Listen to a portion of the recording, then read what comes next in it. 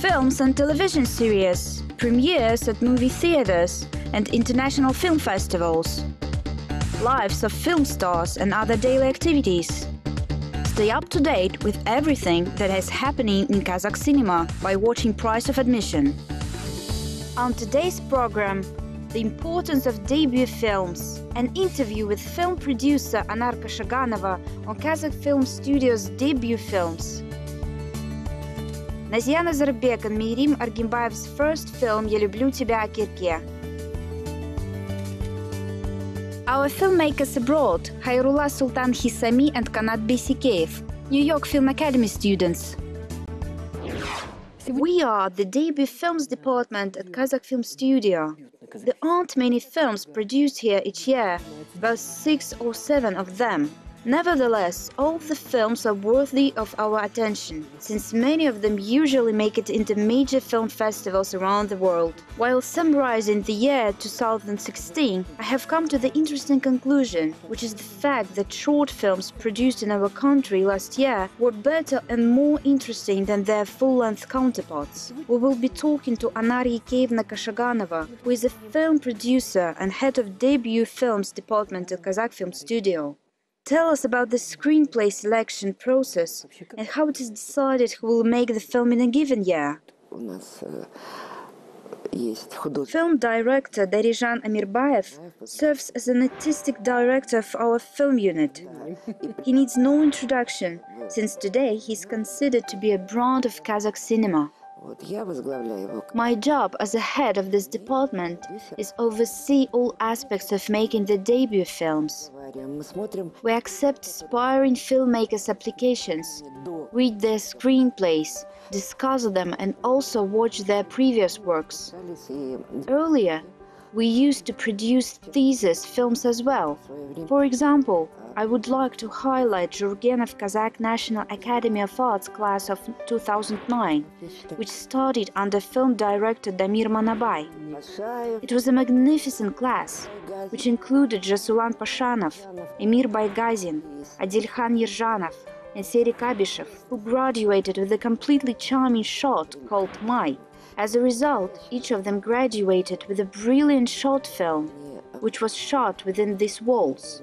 Nowadays, we are accepting applications from people who are already possessing bachelor's degrees. They don't necessarily have to be art students from either Turan or Jurgenov Academy of Arts, but everyone with a 4-year degree who is willing to try his hand at filmmaking. For example, Baymurad Jumanov, who has directed a short film Zhostki Tip. He graduated from Al-Farabi Kazakh National University a long time ago. Before his start in filmmaking, he used to work in different industries. I think that this debut film is quite interesting.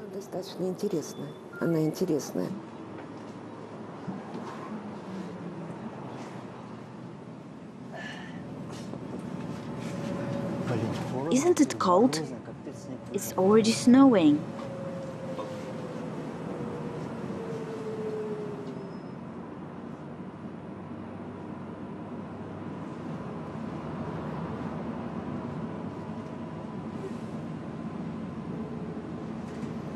There is an odd-looking guy sitting at the back of the bus.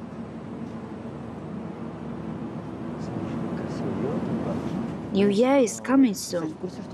Did you hear that the temperature will be at 18 Celsius on New Year's Eve?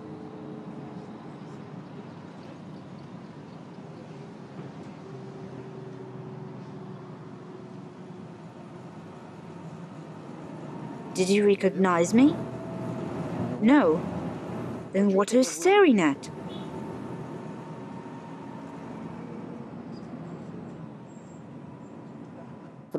Last year's students were also very successful.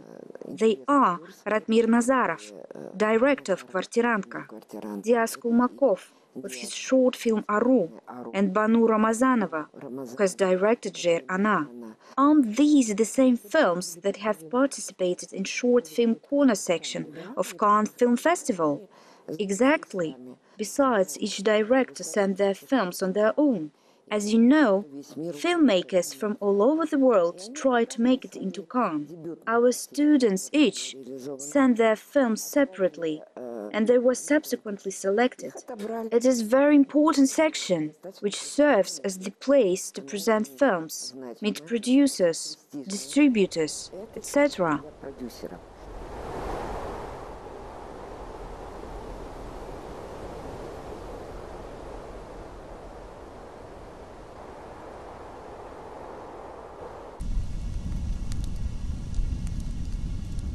Tell more about those projects that are nearing completion. Which are the most interesting of them?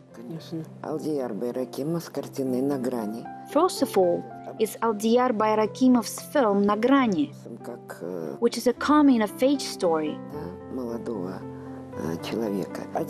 Then there is Adil Musatayev's film "Pismo," which tells us about the orphan boy.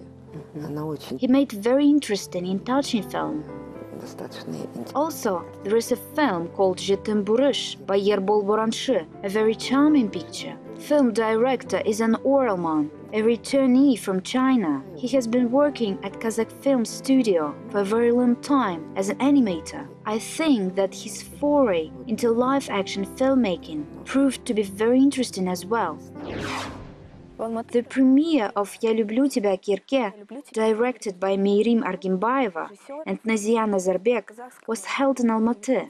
Film directors have recently graduated from Kazakh National University of Arts, while their film is based on a true story and is dedicated to the memory of a girl named Akerke, whose life was cut short by blood cancer. Я люблю тебя, Akerke is the first film for directors Nazia Nazarbek and Meirim Argimbayeva. There are many films similar to it, especially among American releases. For example, My Sister's Keeper, Sweet November. Я люблю тебя, Akerke differs from many others due to the fact that it was based on the life and early death of real-life girl Akerke, who was a friend to many of the people involved in the making of this film. In real life, Akerke was our classmate. We came to be close friends only after her diagnosis was already known to the whole university. During her illness, I got to know her better. Now I can only regret the fact that I didn't befriend her earlier. Sandy was one Akerke's best friends, while Ayalim, who played an aspiring actress Biba, was Akerke's roommate. Many people knew Akerke very well, so that it was not hard for us to relate this story. We all were very moved by it. Call the ambulance! Let's try to do something! Didn't I say that it was useless? Who will we become after we graduate? Did you forget? 840,000. If you wish for something very strongly, then it will come true. I will return. Just wait and see. Film's story is very tragic, romantic and also enlightening at the same time. It portrays love between Akerke and her boyfriend Azamat, who didn't stop loving her despite her illness. Film also explores the theme of compassion. After her friends found out about Akerke's diagnosis, they made every effort in order to save her life.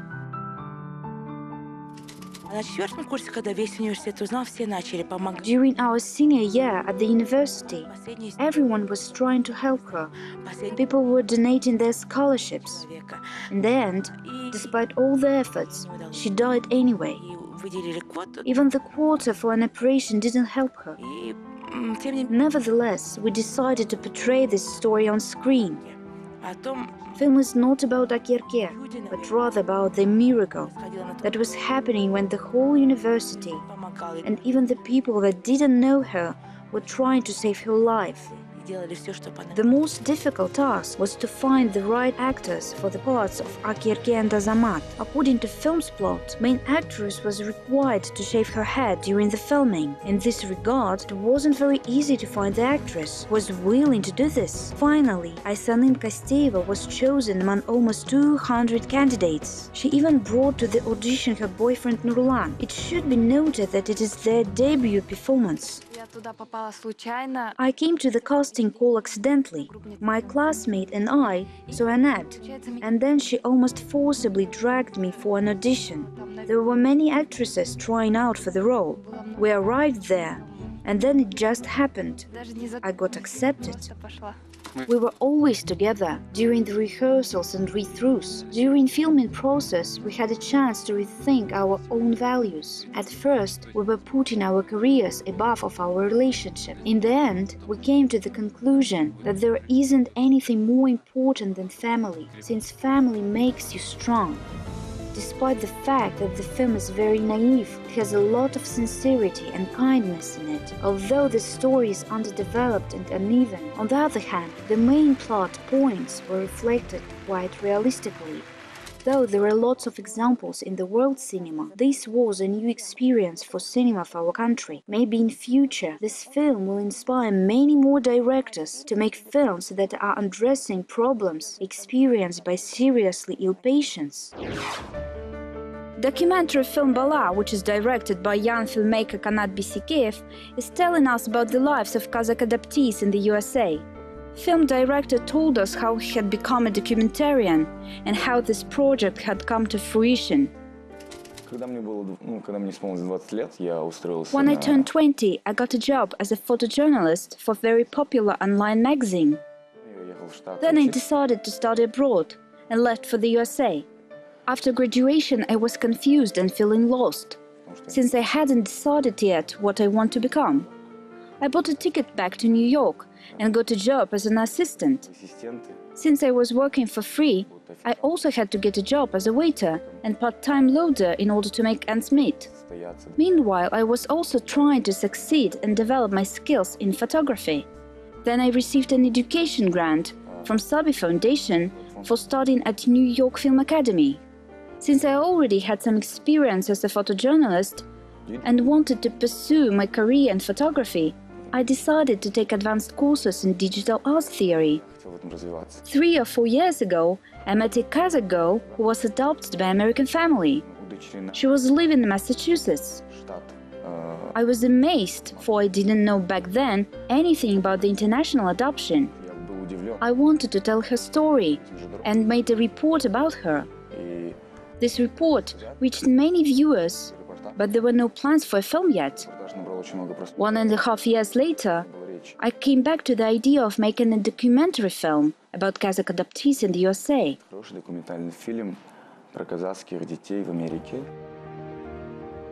Hi, my name is Anish. I live in Philadelphia. What up? The flag is blue and yellow, and it's a sun and an eagle under the sun. And the eagle is in yellow, and the sun is in yellow, and the rest of the flag is in blue. And that's basically what I already know. Altogether, I filmed about 11 people, but decided to focus on 8 of them, since it seemed to me that I was able to capture their individual personalities more or less perfectly. When I stopped at 8 characters, I wanted to show that they are completely different from each other. Each story features completely different sound and editing dynamics. Take Rustam Jordan's story, for example. He is very energetic and hence almost steals the show away from the other characters.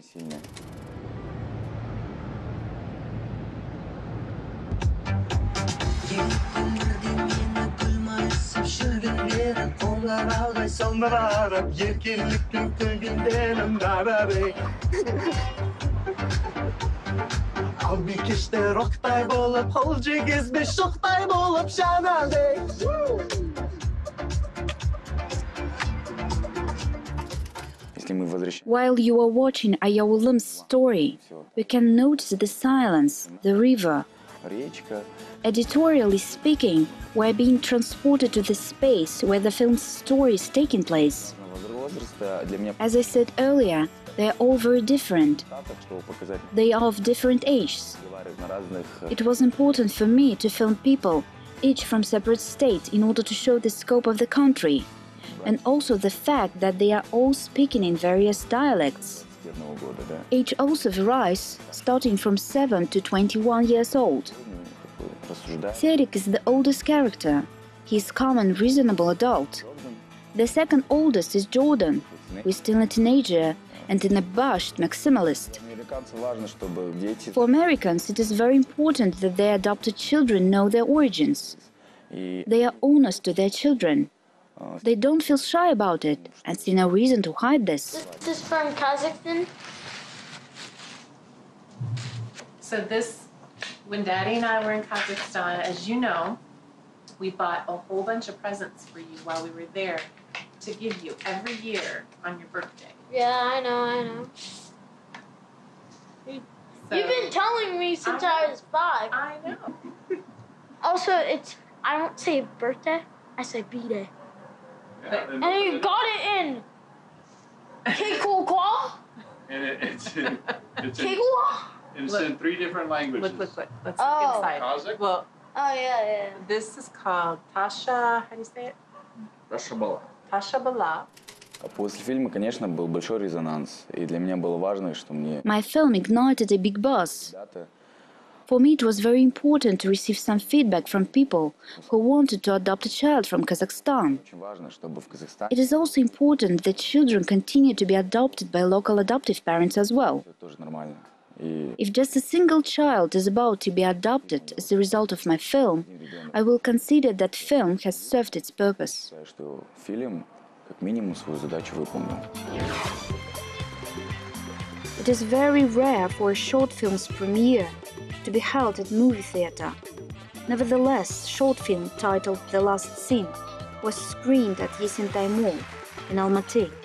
It was directed by Khairullah Sultan Hisami, who was born in Aktau and is studying at New York Film Academy. Our reporter Sabina Bukikhanova has visited the premiere of this short film. I was born in Aktau, in Mangostau region. Our local film director and actor Eduard Tabishev had once set out to develop film industry in my home region. While I was playing in one of his film projects, I quickly became drawn to the filming process. It nurtured my interest in cinema and subsequently cultivated the seeds of cinephilia in me. Later, while I was studying in the USA during my last 2 years of high school, I stumbled upon a New York Film Academy admission brochure. I called their number to learn more information about the film school. That's how I became enrolled in the academy. This short film represents a coursework with a running time at 7 minutes. The main action takes place in the Mojave Desert. Sound of a speeding sports car. We see a typical gangster sitting behind the wheel. He stops the car in the middle of nowhere and then drags out a priest from the trunk. While pointing his gun at the priest, the gangster makes him dig a grave. Priest is awaiting the inevitability of his death. However, after the brief dialogue, we came to realize why the gangster decided to punish his victim so cruelly. The truth lies in the fact that the priest is not as innocent as he appears at the first glance. It turns out that he has molested a 12-year-old girl. Suddenly, gangster turns into an avenger and fighter for justice right before our eyes. My friend and colleague Alexander Melnik suggested me this idea. I thought that it was very relevant to our times. We developed it into a screenplay, made a storyboard and then started filming. Film director chose an open ending for his film. Hole is dark. Gangster fires his gun at the priest 3 times but misses on purpose. He then leaves the priest standing in his grave, praying for forgiveness of his sin. Blood hasn't been spilled. Film's budget is $3,000. It was shot in 1 day. We didn't use lighting instruments. No light, but that of the sun was used in our film.